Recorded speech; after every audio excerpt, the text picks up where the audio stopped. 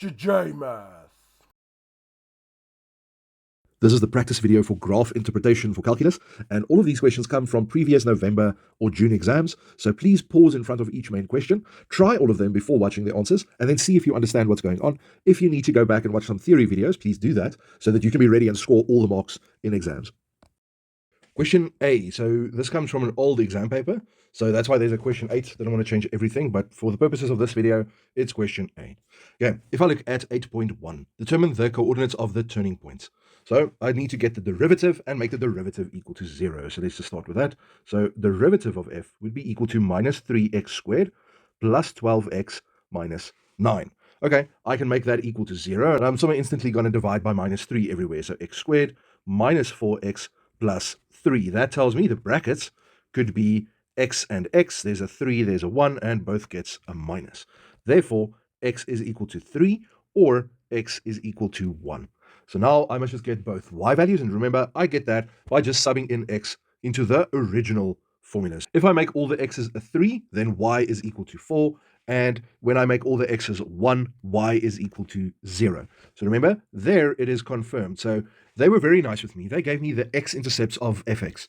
Whenever they give stuff to you in brackets, it means they already factorized it, and if you have a duplicate bracket, that is always one of your turning points. So to answer the question, the coordinates of the turning points would be 3 and 4, and the other one, 1 and 0.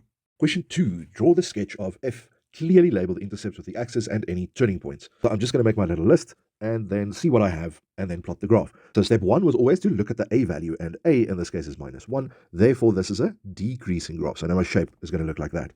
Y-intercept, if I look there, my y-intercept would just be 4. So I can say 0 and 4. For the y-intercept. So they were very nice to give me the x-intercepts, and it makes me skip a lot of steps because now I can just say, okay, my one x-intercept is 1 and 0, and the other one is 4 and 0. Step 4 was to find the turning points, and luckily in 8.1 we already did that, so I can say 1 and 0 is one of the turning points, and then 3 and 4 is the other one. They are not asking me for the point of inflection, so I'm just going to skip step 5, and now I can just plot everything. So I know at 4 on the y-axis, I'm going to have a dot, then 1 on the x-axis, and 4 on the x-axis. Now I just need to put in the turning point, so I know the 1 and 0 is a turning point, so I can make a little bucky there, and then 3 and 4 is the other one. So I can just make a bucky there as well. Okay, now I can look at the shape, and I know this is going to start in the top left corner, so I'm just going to start it up there, and then make sure I connect all the buckies and all the dots, and that would be the graph of this function. Question 8.3, use your graph to determine the values of k for which fx equals to k will have 3 unequal roots. Okay, so you can look at the graph or you can just study your theory. And in the theory video, we said whenever they're asking you for 3 roots, then the answer would instantly be k lies between the two y values of the turning point. So it lies between 0 and 4. So I don't even need to work out things. It's always going to be the answer if they want 3 real unequal roots. Question 8.4, the line of gx equals ax plus b is the tangent to f at the point of inflection. Determine the equation of g. Okay, so there's many things happening in that specific question. I now firstly need to get the point of inflection. So to do that, I would say, I know what fx is. Let's get the first derivative, which would then be minus 3x squared plus 12x minus 9, and then get the double derivative, which would be minus 6x plus 12. If I put that equal to 0, I can then get the x value of the point of inflection. So I'm just going to take the 12 over and divide both sides by minus 6. So it's minus 12 over minus 6, and therefore x is equal to 2. Because I want the tangent, I need an x, a y, and an m. So I'm just going to sub in 2 into the original fx formula. So if I sub in 2, the answer is actually also 2. So remember, if I want an equation of a tangent, I'm going to go for y is equal to mx plus c. I know what x and y is. I now just need to work out what is m to go with them. And I get that by subbing in the x value into the first derivative. So I'm just going to sub it in there. And if I make all the x's a 2, my calculator tells me m is actually a 3. So therefore, this equation would be y is equal to 3x plus c, and I can make the y a 2, I can make the x a 2, and that tells me it's 2 minus 6, so the c value is minus 4. So the answer to their question is g of x is equal to 3x minus 4. 8.5, calculate the value of theta, the acute angle formed by the tangent, to the x-axis in the first quadrant. Okay, sounds very complicated, but it's just a bit of analytical. And remember, we are going to use the formula that says m is equal to tan theta.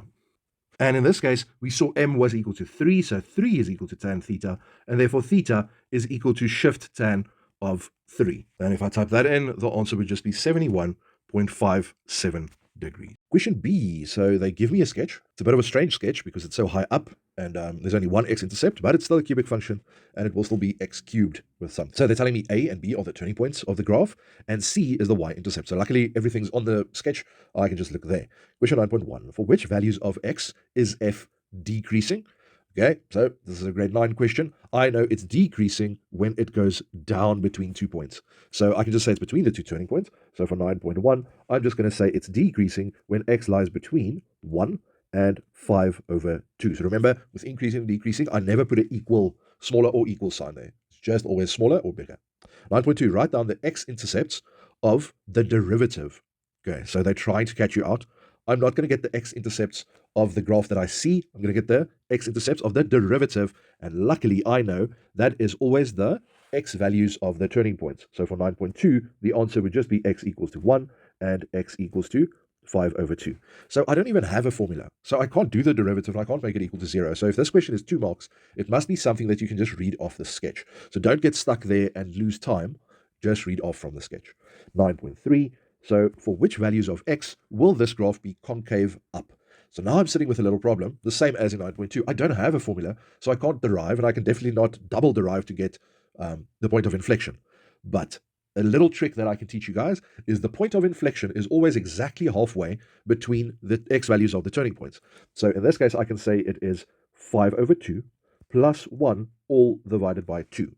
And the answer to that would be 3.5 divided by 2, so that is 1.75. I can now just indicate that on the sketch, and then they're asking me, where is it concave up?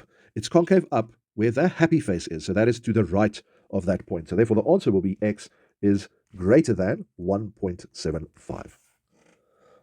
Question 9.4, determine the value of k for which fx plus k will have 3 positive x-intercepts. Okay, so now I can see this graph will have to move down. Let me just show you on the sketch. So where it is now, it only has one x-intercept and it's negative. So this graph will definitely have to move down so that the y-intercept is below 0. So that means it must move down more than 7. Okay, so let's look what would happen if that is the case. So now it's moved down more than 7, but my lowest turning point is still above the x-axis. So I must move it down even further. So right there, it would have 3 positive x-intercepts. So now we need to figure out what is going on there. How far must this thing move down?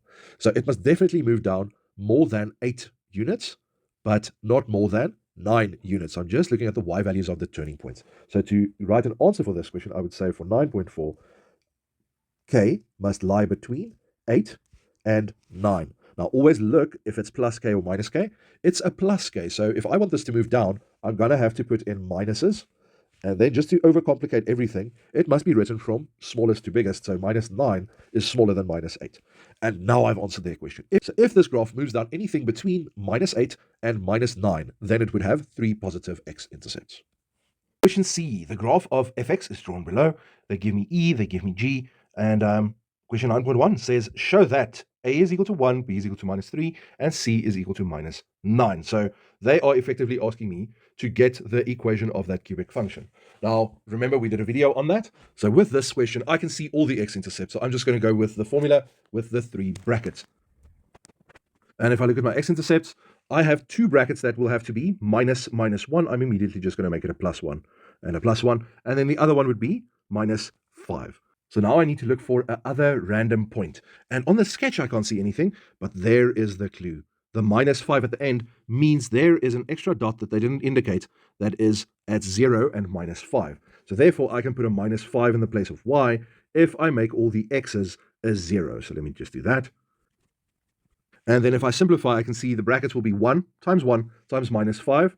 So then it is just minus 5 is equal to minus 5a, and therefore a is equal to 1. Now, if I just go and sub into the formula, I know a is 1, and then I can FOIL the last 2 brackets. So it would be x squared minus 5x plus 1x gives me minus 4x, and then minus 5. So to complete this question, I now just need to multiply x with all three terms, like this, and then multiply 1 with all three terms and simplify. So let's start with that. So that would be x cubed minus 4x squared minus 5x plus 1x squared minus 4x minus 5. In simplest form, that would be x cubed, and then there's a minus 4 and a plus 1, so minus 3x squared, and then a minus 5 and a minus 4 gives me minus 9x minus 5. Yeah, that was a mouthful, but that is exactly how you would answer question 9.1. So question 9.2, calculate the value of x for which f has a local minimum value. Okay, so they are just asking me for the other turning point that is unknown.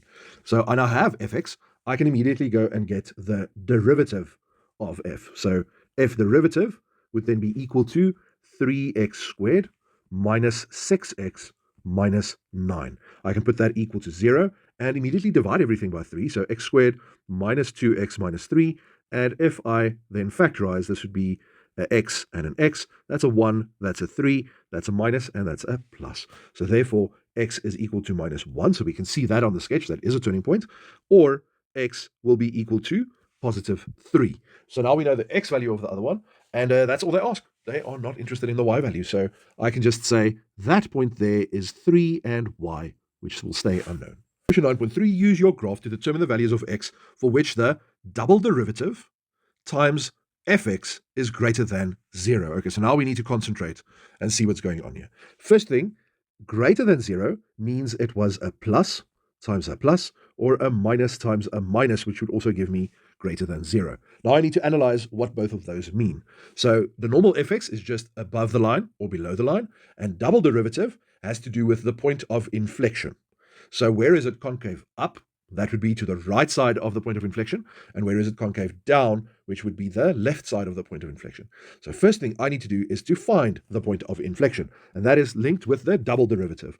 So if my normal fx is this purple equation that you can see, my first derivative would be equal to 3x squared minus 6x minus 9. And therefore the double derivative would then be equal to 6x minus 6. I can put that equal to 0, and therefore x is equal to 6 divided by 6, which would just be equal to 1. So somewhere there on my sketch is a 1 and another y, which I am not interested in. So now to answer their question, I am looking for a place where both of those values are positive. So remember, if double derivative is positive, it means concave up, and that is to the right side of 1. Okay, but fx means where the graph is above the line. So the only place where that happens is when x is greater than 5. So my one answer there would be x must be greater than 5.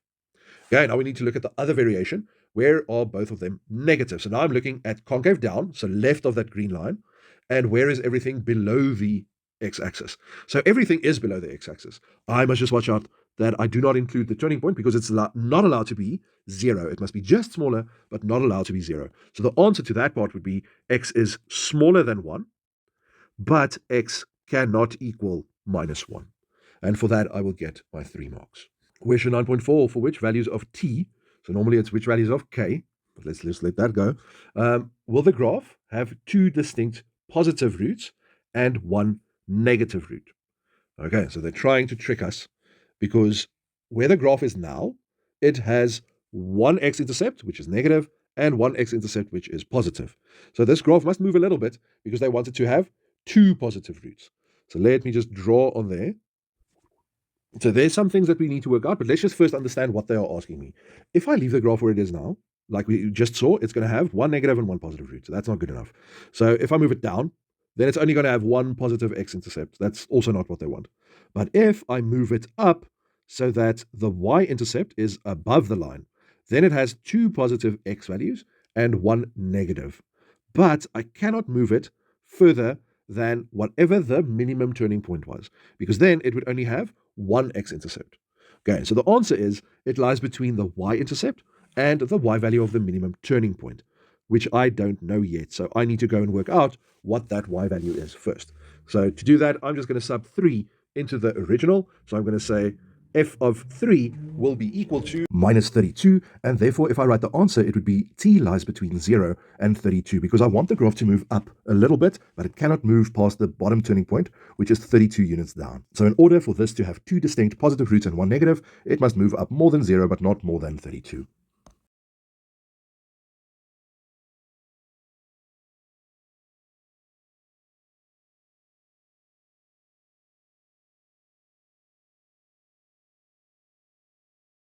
If this video helped you, please like and subscribe. JMath.